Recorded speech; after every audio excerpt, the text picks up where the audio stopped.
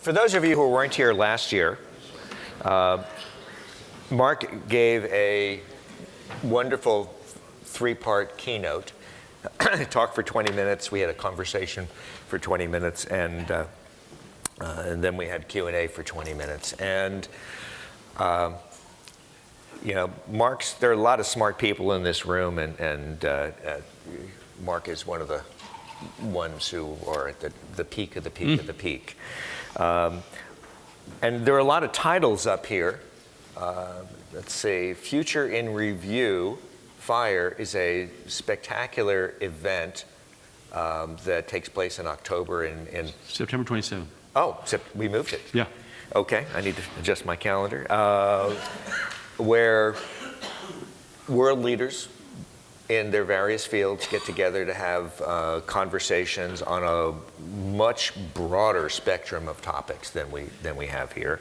But the quality and character of the event is quite similar. Strategic News Service is a publication that is read by Bill Gates and Mark Hurd and Michael Dell. Michael Dell and then all Elon of them. Musk. And basically, Mark's Strategic News Service is a leading indicator for the problems, challenges, and opportunities that are coming down the pike that leaders of major companies need to be paying attention to be ready in advance. And last year, Mark talked about Invent IP, and we'll say a few things about that in a bit. And then there's this new thing up here called Pattern Computer Inc. So I asked Mark to come back and just have a chat to say, first of all, what happened since we were here last? And then we'll have a chat about what's going to happen that's relevant to this group in the next year. But I'll start with that first part. So what you been doing? Well, I've been busy actually. So Brad, you were there. We had what we call a CTO challenge at FIRE, and 3 companies came out of FIRE last year, which I'm very proud of. And one of them came out of the CTO challenge. So we're not going to talk a lot about it because it's a stealth company. And I'm the founding CEO, and there's people in this room who are involved. But the basic idea was, I have to go back slightly. I had written a paper called The Most Important Chip Not Yet Invented. And I called it the Pattern Recognition Processor. And then IBM came up with their True North chip, which was essentially the first instantiation of that. And we expect to see many more of those. So the challenge for the CTO group was create a pattern computer. And the question was, well, what is a pattern computer? So I had to define that. And then these smart guys went away for about 2.5 days, came back and gave us an initial design. And it was so compelling that we created a company. So we now have a formal legal structure. We have angel funding half done, and we have the first team identified and the initial designs in hand. So I'm real excited. It's a completely different type of computer from top to bottom. There is nothing about it you would recognize in your good old Dell or Intel machine. It's a non-von Neumann architecture. And if you're really curious, you can go to GeekWire, which is the only story we were unable to prevent being released. So GeekWire has a very good story on the starting of pattern computers. So that's happened. And then what happened with Invent IP this year? Let me tell one more pattern story. So in line with that, Larry Smarr, who runs CalIT2 at San Diego, UC San Diego, brilliant guy, supercomputer guy. He and I go for road trips every year, and usually something good happens. And we decided to create a pattern recognition laboratory inside CalIT2. So that's just been launched about 3 months ago, and I think it'll be the best. There are others in the world, but I think it'll be the best, of course. And we now have 50 researchers from 3 universities signed up. It's got a 100 gigabit backbone to service it that's completely separate from the internet and goes to all the California schools and Stanford and the federal labs. And then it's got CalIT2 as it's where it lives. So those resources are available. And all of that I think will be germane in bringing the whole theory, driving this idea of the importance of pattern recognition into genetics and microbiome and everything else. Cool. Yeah, it's cool. So for those who weren't here last year, what's Invent IP? Inventing nations versus nation-sponsored theft of IP. And we backed into this because S&S, the Global Report, used to focus just on computing and communications. About 10 years ago, it started focusing on how technology drives the global economy. And by accident, we've become kind of world experts on some of these things. So as an example, one thing that's happened this year is Invent IP released a white paper written by my son, Evan, called Theft Nation, which the Department of Justice has just called the best work ever done on describing the Chinese national business model. So we're proud of that. And that document became the source material for a 60 Minutes piece, and that just happened in January, called The Great Brain Robbery, which all of you can see if you want to. I think it's $6 to see it or something. Actually, if you do a Google search now on Great Brain RO, and it'll just come up Great Brain Robbery 60 Minutes, yeah. And you can get it from there. Yeah. Wasn't that something like the most watched? It was, as an investigative piece, they do two types of pieces. It was the most watched 60 Minutes in history. Yeah, really fascinating piece of work. And we took that and we briefed, that took about 6 months of work. And during which that time we were also briefing all the top people in the US government with that information. So everybody you can think of who would be involved in the things that Tom was talking about. So we're trying to make sure that people understand that these things have root causes in economics, not in national security. That national security is economic, and that therefore the responses that will actually have a solution to them are also economic. Excellent. Now, one of the other things that you do each year in New York and is to have your top 10 predictions. Yeah. What's that all about? Well, that's kind of level of play, right? I mean, whatever you want, if you're playing tennis, you're going to get a level of play up there. If you're in the predictions business, you want to do things that are public and they're publicly graded, and you do that over a long period of time. I've been doing this since '95. So if you're a serious player in this world of making predictions, you want to know, are you doing any good and how good are you? And so it's partly we bring the media in, we want to get the word out. And it's also a way of saying to people, we're serious about this. This is something that we consider to be a science, not an art. It is actually possible to predict the future. My rate is 94.7%, which I'm very proud of, over 20 years. And it goes to risk every time you do another 10. So what were some of the things you predicted last year that happened this year? I was afraid you were going to ask me that question. I think I have them in that little green thing over there, but I'm not very good at doing that. Should I go get this? Let's see if I brought them along, Brad. There's 2016.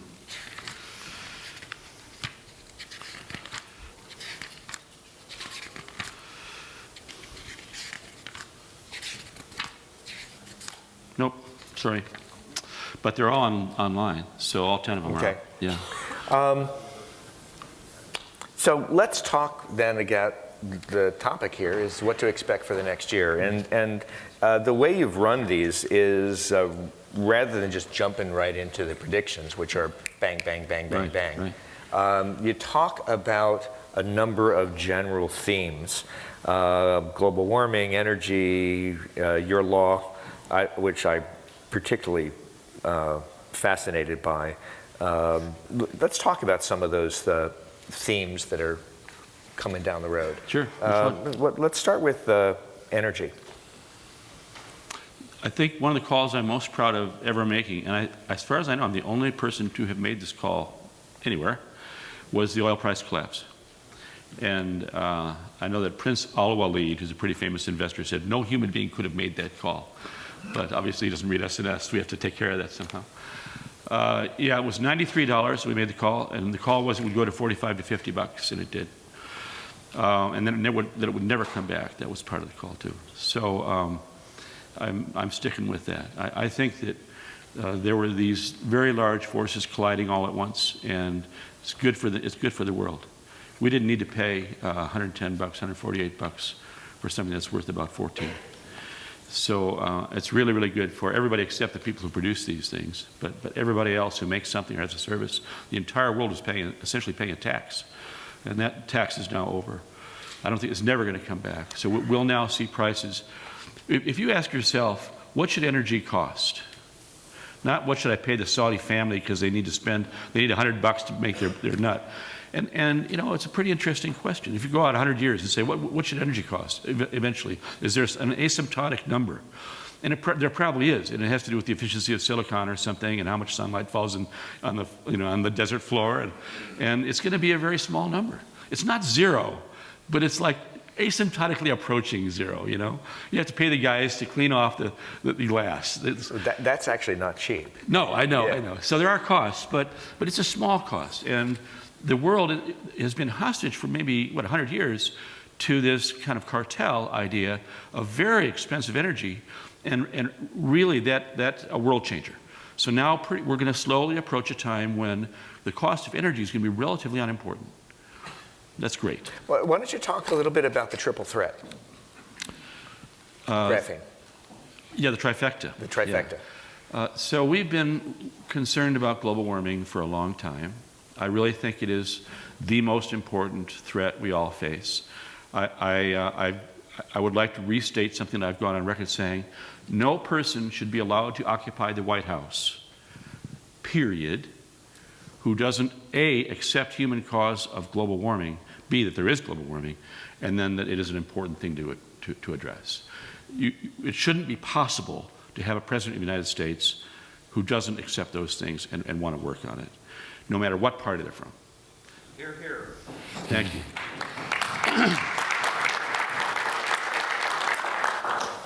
Good crowd. So, you know, if we are of a mind on that, then where are we? And the background, of course, is it gets worse every time there's a new report. There was a new report last week, and we keep relearning more about the melt rates in the Antarctic, the melt rates in Greenland.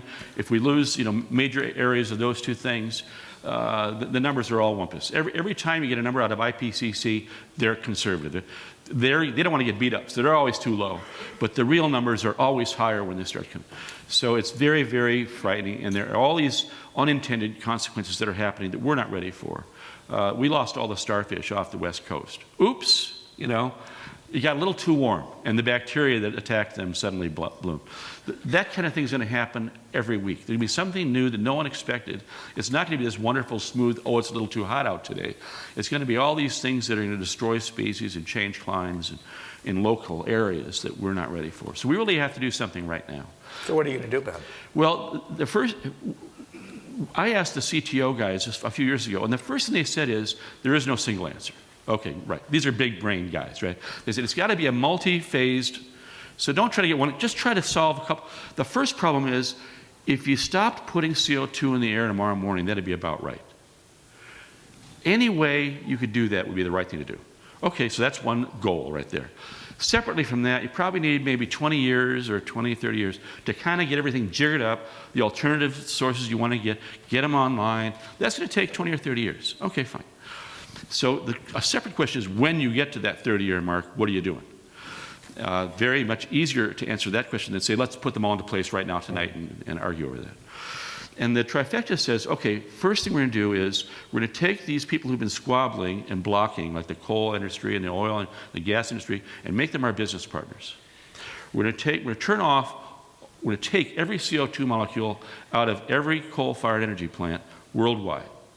We're going to make America and China partners instead of fighting each other on this. And everybody gets to make money.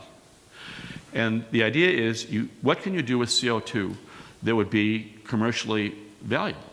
You know, if you dump it in the ground, that just costs more money. But if you make it into something valuable, cool. So what would be valuable? So this took like 3 years to figure out. Graphene. Now, graphene gets a lot of hype. Europeans are more serious than we are about it. They put $1 billion into trying to figure out commercial. The UK guys are also serious. They invented it, and they've put about $500 million into this so far. Clearly, I'm not the only guy talking about this. But when you look at it from a topological perspective, it is the strongest material on the planet. It has more variety of characteristics than any other material ever invented. And you can get it up from CO2 in a catalyzed reaction that's already been patented. So, okay, let's do that. Let's take catalyzed reaction, take every CO2 molecule out of there and turn it into graphene, and then you only have one, and then you only have one problem, which is there's no market yet. So how do you solve that problem? And people are working on that, tennis rackets, Boeing planes, cars, usual carbon fiber. But the real answer has to be much bigger than that. The amount of, we were at ASU yesterday talking about this, the amount of tons or gigatons that have to be accommodated is very, very large numbers. So that means, graphene can be anything. Everything in this room can be made out of graphene. So as a material, it's perfect. And the 3D problem, which a lot of guys here are working on, the 3D printing problem, it's really interesting because it's still kind of a hobby. It's still kind of a small-time operation despite all the excitement. And the reason is most things are made out of more than 3 or 2 or, inkjet materials. So you can't make this room with one printer if you use the materials that are out today. But if we developed really advanced graphene-based materials that could go through an inkjet, then we could. So the long-term, let's call it 20-year plan here, is start now, but work on the idea that we could have a revolution in manufacturing that puts 3D printing at the center of all this. It would use graphene and things like graphene, which have extreme multiplicity of uses, could print this entire room.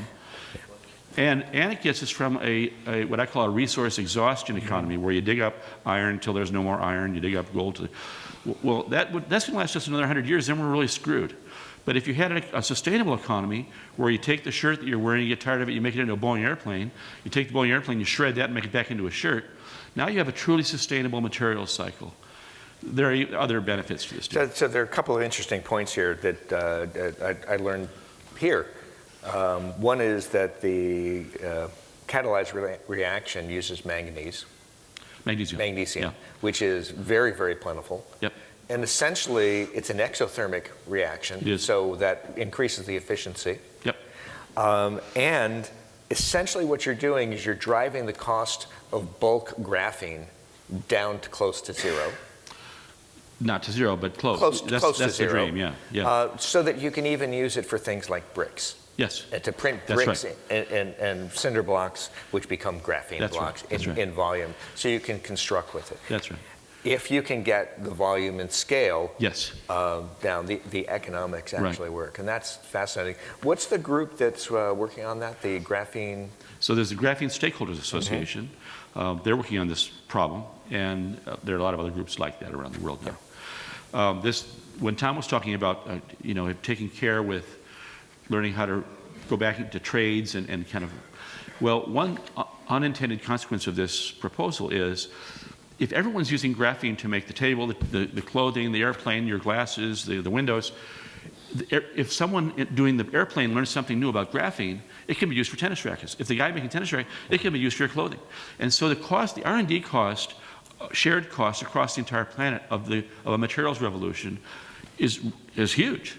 And so just imagine, I don't know what the numbers are, but imagine all the costs of training someone in metallurgy or in sheet metal or in wood or in steel or plastics. And what if they basically had one arena in which to play and they could share knowledge across that arena? The social cost, the planetary cost for continuing to evolve great manufacturing techniques would plummet. It'd be really interesting. And what does that do to the mining industry, which is another interesting... Fine. Let's just let them find something else to do. Yeah. They can make roads. Yeah. And this gets back to, I should mention one more thing since we're chatting here. So this has been around we've had this for a few years, and we thought, how do we ramp this up? And we went to Berkeley Labs about a month ago and had a great time with those guys. They said, and then we called them up. And so we brought in John Myers, who runs this graphene tech company that has the patent. We had a wonderful time. So now suddenly they're saying, we want to step up to this. So we're going to have an internal conference at Berkeley Labs in May, and they're going to bring in all the scientists at the labs there who want to be part of this trifecta. And then, assuming that works out well, they're going to help us with DOE. They're going to help John's company, I think. They're going to help us recruit Sandy, I think, and Livermore. And so we get other labs involved. And so there goes that thing, right? That's good. So now we have a champion who's much bigger than we are. And then I can't say who this is, but we ran into somebody who says that they can give us the first pilot plant in a city in America, and they know what it is, and they think they can get that done. So we're starting to find pieces that we put all these pieces together and actually get a pilot plan on it. So all of this is very, very promising and encouraging, which brings me to the opposite, which scares the hell out of me, and that is Anderson's Law of War. It's a cool law, isn't it? Yeah. Why don't you explain what is Anderson's Law of War, where did it come about, and what are the implications? Well, I'm a biologist by training, so I often look at things from a biological perspective. And if you look at war from a biological perspective, the evolutionary story there is pretty obvious. If people are fighting each other in a war situation over time, the longer the time goes on, they co-evolve together. Their weapon systems, their tactics and strategies co-evolve together to make enemies perfect for each other. So the longer... The evolutionary function of war is to make enemies perfect. Yeah, which we're seeing. Yeah, yeah. And it's a never-ending You bring in a battle. lot of Humvees, IEDs. Yeah, absolutely. So It's true. let's talk about the technology landscape. Talk about unicorns. Yeah, I mean, the point of that actually was that we're leaving a time, I think I haven't been very happy, probably the people in this room haven't been very happy about unicorn land. And the way I put it in the prediction was, we're leaving a time when a relatively smart high school kid could program a unicorn company in a couple of weeks in his garage. Unicorn being $1 billion Wall Street valuation. And we're going back to a time when we're going to see serious venture investment in hard science. And I think that's true. And you see the unicorn valuations are collapsing, thank God. And we're kind of getting some cramming back on shareholders and some rational thinking about what a company is worth. And all that really is based on, I think, the car crash story of what happens when you sell more ads than there are dollars to buy the goods, and by what factor. And at some point it's like, you can't all be serious. We can't have 1,000 unicorns all selling ads to the same, by the way, to the same poor people who don't have any money. So bad idea. Yeah. So let's get to it. So you had 10 top predictions, and I'm just going to have you talk a little bit about 3 of them. Okay. Content carrier collision. Yeah, it's pretty interesting. So the business models are flipping. We see carriers. They don't really What know are carriers? Telecom carriers, Okay. right? And they don't really know what business they're in anymore. They're watching their true business being crammed down, so that they're in a dark fiber world. They don't want to be there. There's no value add in that. And then they see these companies coming in with House of Cards or something, and it's like, well, they're making a lot of money. Netflix is getting rich off this. So all of the carriers are trying to get into the content business. Meanwhile, Google's doing fiber all over so the guys who are in the content or the computer side are saying, what is it about a carrier that I don't understand? I mean, there are some customer service issues, but basically anyone can put fiber in the ground. So there's this gigantic collision happening, and I think it's fascinating. And so it's rare in the world of business where you see completely opposite, 2 big camps that are completely opposite of each other having a head-on collision. Okay. Chinese chips. Right. So as you know, we track China very carefully, and we've been really fortunate in making accurate predictions about what China's going to do. It's no secret that China wants to be in the chips business. It's not the only business they want to be. They want to be in aircraft, chips, a bunch of things. And it's no secret, I don't think, about how they go about being in those businesses. So when the Standing Committee puts a big priority on a new sector, all kinds of things happen. And they happen internally inside the country in terms of tax favoritism and what's called indigenous innovation projects, all kinds of things that are technically illegal under the WTO, but they do them all the same.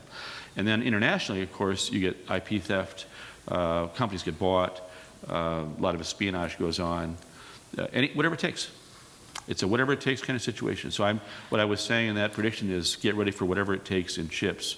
There's a kind of a desperation now to really get going there on the Chinese side, and I expect all the things I just described to happen. Okay. And then the last prediction that I wanted to bring here was the data privacy. Yeah. Well, Google is finding out about this, and a lot of other American companies are about to find out about this if they don't already. Which is? Well, the EU, for years, this really began in Sweden and Germany, I think, but countries in the EU domestically had very strong rules about privacy. In the wake of World War II, in the wake of the Stasi, keeping records on people in Germany, Eastern Germany. So there's extreme cultural sensitivity about this issue. And there's legal and political protection for it. And I think that the American companies didn't take it seriously. We Americans kind of had the attitude of, you'll come along, you know, eventually you kids will see the light. And Germans don't see it that way. So they're winning every case right now. And of course it's their country, their EU is their new playground. So my guess is they will, not only will they win, but the result is this kind of balkanization of the cloud. So you're going to have to put servers. China already forces you to put servers in China, and there's more and more of that happening. And instead of being the Communist Party, it's going to be this data privacy question. So increasingly, there's going to be the issue of where are you storing my people's things, their ID and their records of. So it's not necessarily that those rules are going to apply here. Is if you want to do business in the EU, you've got to have servers there, exactly. And those servers. But what happens when the U.S. government says to Microsoft, we want to see that data, and that they say, well, the data's not here; it's over there. You mean like Apple, or yeah. well? The Microsoft. Yeah, in the Microsoft question, they already lost, I think. So they said, oh, it's in Ireland. It was like, yeah, come on, you know. So. I don't think that that's going to work, and there are a lot of good reasons why that wouldn't work. But I think Apple also not only has lost that last case. Well, they just reopened a new one. Yeah, the yesterday. FBI just refiled that. Well, they had it already, but they're focusing on it again. I'm pretty sure that Apple will lose again. So this, you know, what tech companies have said so far, in general, has been, we have to honor the laws of the country in which we operate. Okay, go ahead. So we're going to open it up for questions. Julian. Can you stand? Slowly. So, Mark, I was curious about one of the things you mentioned in terms of graphene. So you talked about this closed loop where shirts turn into airplanes, turn back into shirts as a way of handling CO2. And the thing that I'm curious about is that there's new massive amounts of CO2 being generated every day. So if you have a closed loop system, how do you incorporate the new materials? Right. I probably didn't say that clearly enough. So this is really kind of a two-stage problem. The first question is, how do you turn off all that stuff tomorrow morning at 9 o'clock? And so the early part of what I was describing is aimed at that. So we need to bring to a halt all release of CO2 right now. So that means we have to recruit business partners from those who are blocking it in Congress. We have to recruit other nations that might have argued with us or put it off for too long, like China. Everyone's got to get on the same page on this and try to make money, do open sourcing on a lot of the tech, and have it be a shared enterprise. It's got to happen that way. If we do that, then we pull down massive amounts, gigatons worth of CO2, and we start filling up this imaginary container that will become the world's sustainable closed loop. And there'll probably be like, not closed, but probably like a 10% add-in or 20% add-in every year because it'll get thrown out somehow. So but graphene is strong enough to last forever. So, if I'm looking for a new business, what I want to be in the business of is CO2 to graphene converters. Yeah, that ought to be a what really sort of capital investment are we talking about to build one of those converters? I don't know, but I know who you could ask. Okay. We're actually doing a study right now. We'll probably come to that question pretty quick because we're doing a cost study on the pilot plant. Mm-hmm. So the interesting thing, the other interesting question that raises is, if we're able to do this, the world wins. Who are the people who lose in this transition? Will be an interesting thing to examine. Can I get a mic to Nathaniel? I mean, Yeah, can I get a mic to Nathaniel? We'll take a question here. part of our Go hope ahead. is that Okay, by not making enemies at the beginning, we can do the hard part of pulling it out right away without that fight. And maybe 20 or 30 years from now, the coal guys have to find something else to do. Okay. Hi, I've followed developments in carbon capture for quite some while. We've done simulations and developments, and it hasn't moved much in the last, I don't know, 10 years or so. I think the first time we did stuff was maybe 2008. And I'm also wondering about the scale of this. I mean, do you know how much in mass, in CO2, a large coal-fired power plant emits a day? Yeah. I think it's over 1 million tons, or a big site. Yeah. So it's a huge amount. So Yes. what do you think is a time constant of getting this done, given that I've observed the time constant of trying to do carbon capture not moving anywhere in 10 years? Yeah. So I think this has to be a public-private project, not just private. And there's going to have to be, part of the public participation will have to be, I think, storing graphene. So manufacturing and storing it, waiting for these commercialization projects to mature. And that'll be, the reason to do that is to save the planet. But it's like storing gold. It's not like storing dirt. So, the theory would be at some point, all of that is valuable commercially, and you just have to store it for a while. The biggest difference here, which has to be part of that equation, or will affect it, is the fact that you're taking, in carbon capture, you're doing a added expense for a public benefit. Right. Hey, what we're doing here is we are doing an added expense with an economic value and public benefit. Right. And it's that added economic value of the CO2 converted to graphene that makes enough of a difference that will drive some of this. In terms of volume, you're right about the volume, but we just had a meeting about this yesterday. And if you think about graphene as a building material, so part of the pilot plant thing we're talking about is building a building out of graphene cinder blocks. So if you could actually start building this building out of graphene, you get to the point where you can start understanding, well, yeah, actually, you could probably get pretty close to, not 100%, but pretty close to what you would need to do in terms of the CO2 you want to remove. And I should hasten to add, this isn't the only, we don't think this is the only answer. There will probably be 100 ways of using CO2. We just think that they have to be big enough, for the reason you're mentioning, they have to be big enough to make a global impact. Yeah, and we're talking about gigatons here, gigatons and million tons. Yeah. It is really gigatons. And I mean, the other materials needed for that. So you talked about, in this reaction, you have some manganese involved? Magnesium. Magnesium? Yeah. Okay. And you get out magnesium oxide? Yes. Which By the way, instead of going backwards on that reaction, there's a separate market and several separate functions for that as an oxide. So you may get an economic benefit. But okay, in terms of mass, so you will get 3 times or 4 times almost as much magnesium oxide as you get graphene out of the reaction by mass, just by the molecular weight. Well, by mass, yeah, right, yeah. By mass, Yeah. Yeah. That is huge amounts of material to move around. Yep. Okay.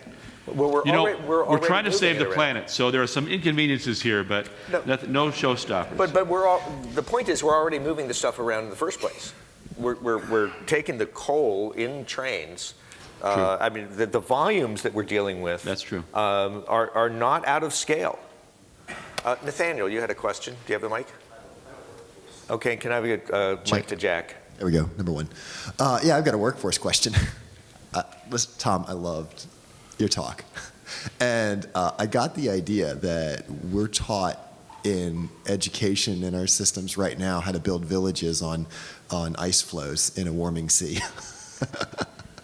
and this idea of just this we have these work models that are being developed and ways of running companies, and then there's this tidal wave of cottage manufacturing, which we saw, a bio, totally on the cloud biofactory yesterday. in the context of what you're talking about, what do we do with the people, and what's the role of the big guys and the little guys in that coming world? It's a perfect question. I mean, obviously, if graphene is what I think it is, and it is, there will be jobs for a lot of people doing new things with graphene on every scale, massive scale, small scale. You know, it doesn't matter. You imagine the number of new opportunities if we did this. If you change the entire global manufacturing system, that's one thing. And at the same time, you change from resource exhaustion to sustainability using a new material. The amount of training and commercialization and productization and manufacturing, it is off the charts. I mean, it ought to make us all rich, I think. We'd be leaving the kind of the iron and coal era and entering an era of extreme. Graphene is 100 times stronger than steel. So, you know, it's an era where you could have 3D printers the size of, you know, one of NASA's hangars, and you could just, you know, print a rocket in one run, maybe. So, you know, it's pretty amazing. And I think small printers doing small things, gigantic printers printing buildings and cars and boats.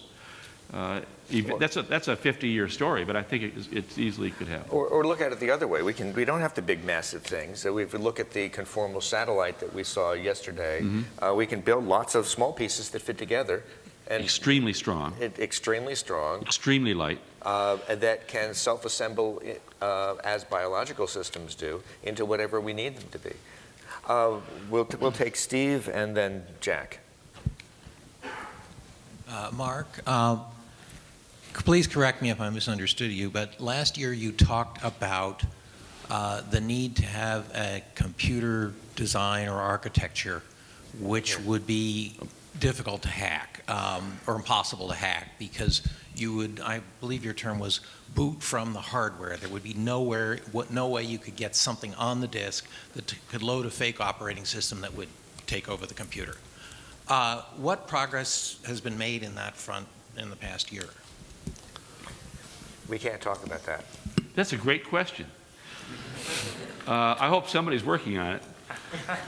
I hope Intel's working on it. I wouldn't count on those guys, but they're working on TPM and stuff like that. But I think there are better ways to do it than that. Jack? So, yeah. You make me think, how do you plan to cope with man-made graphene pollution? That's a really good question. The first so I was a founding member of the Graphene Stakeholders Association, and Steve Waite, my friend, started that thing. And the first question I had for him is, I do not want to do an asbestosis, whatever the hell it's called, story, right? You know, it's like, let's not do that again. And he said, I'm totally with you. So the very first thing that he started doing was looking at health effects and commissioning studies on health effects of graphene in different, it comes in every shape and size you can imagine, right? And so are there particular nano sizes of this stuff that are toxic? Yes, there are. And we've seen molecular photographs of what happens to the cells that are, where platelets hit them and so forth. And then how do you know what you've got in that bottle? So we started creating centers of excellence. So there are now 2 centers of excellence and 1 testing lab. Two out of those 3 things are in Britain, of course. And their job essentially is to say what's in this bottle is in this bottle. So if you combine doing the research and then also knowing, you know, if you say you're buying a certain certification of nanoflakes, what size are they? Well, we guarantee that within 5% they're this size. So between those 2 efforts, that doesn't totally answer your question, but it gives you a basis for making sure that you know what you're getting and you know what to do with it and you know whether it's toxic or not toxic. The ultimate question of pollution is out of my control. That's like policy questions, and I can't answer a policy question. It's a brilliant question, Jack, as usual. But I think that one of the things that we can do as we walk down this road is to understand the areas that are problematic. Right. And develop rules to say if we find stuff in what we're doing that is in the scale that is problematic, here's what we need to do with it. Right. We need to convert it and combine it so that it's out of that into something else. Right. But I think the point is we need to go in eyes open and pay attention to it before that happens. Right. There are, in addition to the whole 3D printing story, there are now two groups that I know of that can make large sheets of graphene. I think Samsung was first. Now we have a U.S. group. What's large? Well, what do you want? Miles? Large originally was about a yard Yeah. by a yard. And the funny part of that story is that they could, at first they could make it, but they couldn't handle it. How do you handle a 1 atom thick, 1 yard square? It would just kind of, It's worse than saran wrap. a little worse. So it took a while to understand how you would peel it off this copper back and then how you would hold it, and but now they've got that stuff kind of figured out. And it's not hard to imagine. It's a little bit like fiberglass. So you want to make an airplane, you want to make a house, you want to make and I think eventually you could probably make a sheet any size you want to. Doc? And Mark.